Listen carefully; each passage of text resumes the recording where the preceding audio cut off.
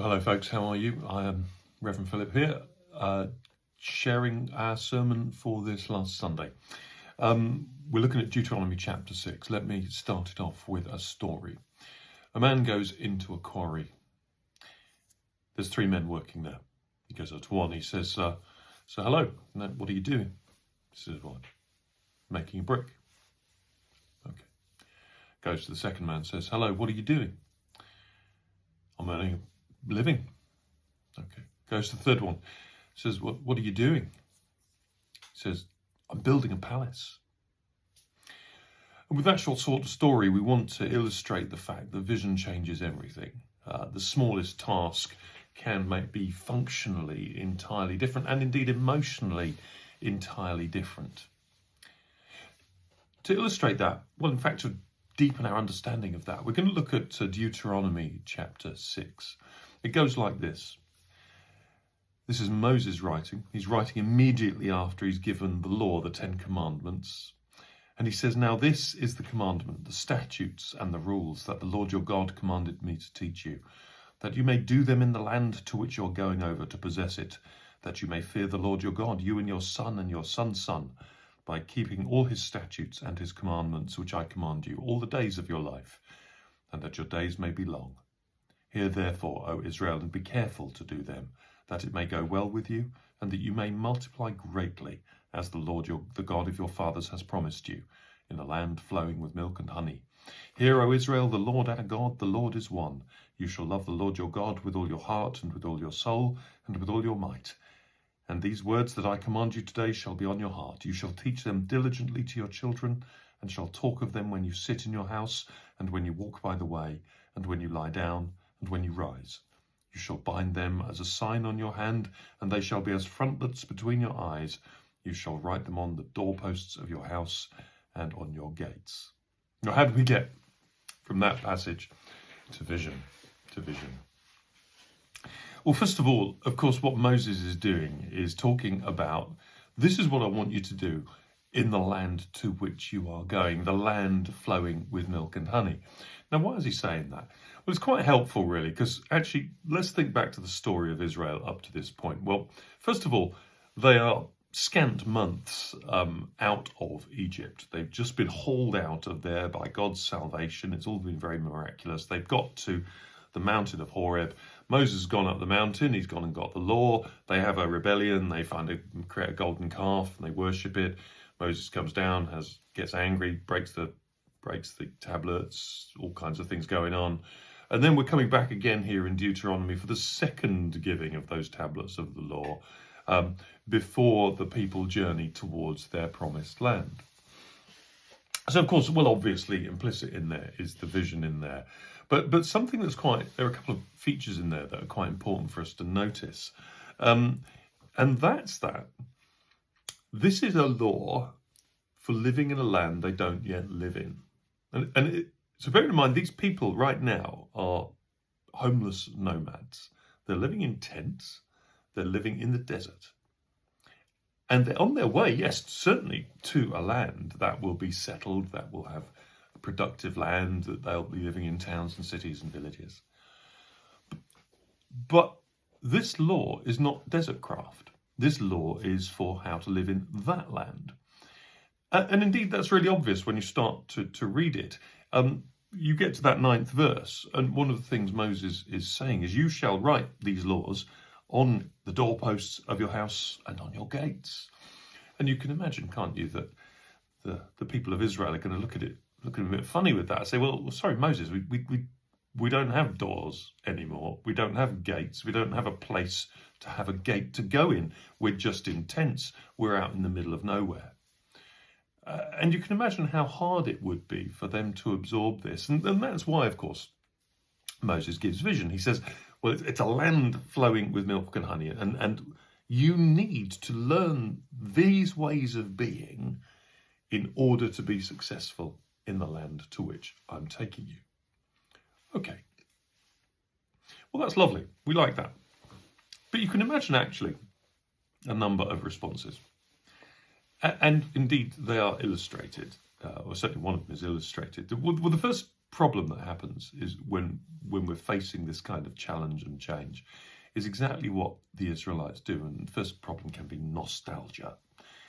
So one of the things they do very quickly when things get tough in that transition time is they say, oh, we wish you'd left us in Egypt. We wish you'd left us where they have watermelons the size of your head and cucumbers as big as your arm, and we loved it in Egypt. Really incredibly quick to forget that actually a scant generation before, their children, their male children, were being killed by the then Pharaoh. So that's one response to when things get uncomfortable, because things do get uncomfortable, and it's worth bearing in mind when you're in the desert, when you're traveling, when you're transitioning from one place to another, it can be hard. Another response that might happen or could happen is kind of raw pragmatism, really, which is kind of, well, Moses, that's all very well you giving us these rules, but we got to live in the desert now. And indeed, when you think about the people of Israel, they do indeed spend another 40 years in the desert. So you could imagine people saying, well, that's nonsense. Why are you telling us about doorposts and gates when we're not going to have them for a long time? Shouldn't you be teaching us desert craft, how to live as a people, as a nomad people? And the irony is, the strange thing is Moses doesn't teach them that. He says, no, we've got to live like we're going to live in the land we're going to. So there are these problems, and I guess that's the thing that's worth reflecting on now, is what Moses is doing is envisioning people. He's saying, like the guy, I'm making a brick, I'm making a wage, and I'm building a palace. He's saying we're building a nation. We're building a nation that will be settled in a place. And so we've got to get ready to do that. We've got to get ready to be like that. And on it goes. So it leads us to some reflection, doesn't it, on our own life as church people. What is it we're doing if we actually sit and ask ourselves, what are you doing? If the bishop comes in the door and goes up to three people, ask one, well, what are you doing? Well, maybe I'm going to church because I always go to church. What are you doing? Well, go to church because I kind of feel guilty if I don't and need to get forgiveness. But what are you doing? And ideally, if Moses were leading us, perhaps what we'd be saying is, I'm building a church for the future generations. I'm building what this needs to be so that the next generations can enjoy it. And it's really important we do recognise the next generations bit, because actually when you go back to the Moses passage here in Deuteronomy, you notice he says in verse 7, having said these are the laws, he says, you shall teach them diligently to your children, and shall talk of them when you sit in your house, and when you walk by the way, and when you lie down, and when you rise. He's saying that indeed to a vast number of people actually, who never enter the promised land. That's the fact of it. It's just that they go on the way and they spend a generation in the wilderness.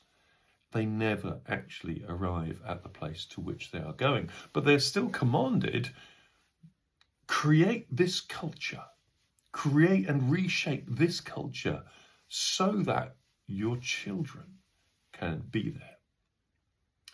And isn't that a fascinating thing to think, that actually we as the church, if we're truly to be following, need to remember that perhaps there is a place we need to be in the future, and actually we need to start living in that future now. What does it look like, for example, to have churches that are welcoming to the whole family, not just easy for older people? And therein lies the challenge, doesn't it? It's really quite difficult, because quite often it's easy to be the pragmatist who says, well, the people we've got look like this and like this kind of thing. So we like our liturgy and we like our hymns, we like us like this. Easy to do that because we're being the pragmatist. We're saying, well, that's what the people who are here like, so why should we build it for people who aren't here? Well, because that seems to be what the whole point of vision is about. It's also an option for us to say, well, actually, we want a world that we lived in 60, 70, 80 years ago, when Christianity and Christendom, the whole structure of culture was kind of built around the Christian narrative. Well, be lovely if we could go back in time, but we're not in that world anymore. We're not in a world that barely had any cars, where most people were in some sense Christian, where Christianity was taught as the truth in a school. It just isn't the world we live in anymore.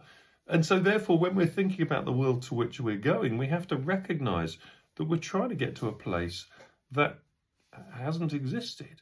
How do we be a missional church in a community that is no longer Christian, perhaps only Christian sympathetic at the best? So, food for thought for us, to finish our time thinking, inviting you as an individual to think, well, what am I doing? How do I connect in with a vision for the church to be a full family experience? And to ask ourselves, well, to what extent am I reinforcing almost a denial that we need to do that transformation, almost a kind of we need to double down in the now, or we want to go back to the past or something. So if somebody came into your church and said, well, what are you doing? What would the answer be now? I'll leave you to mull. Thank you.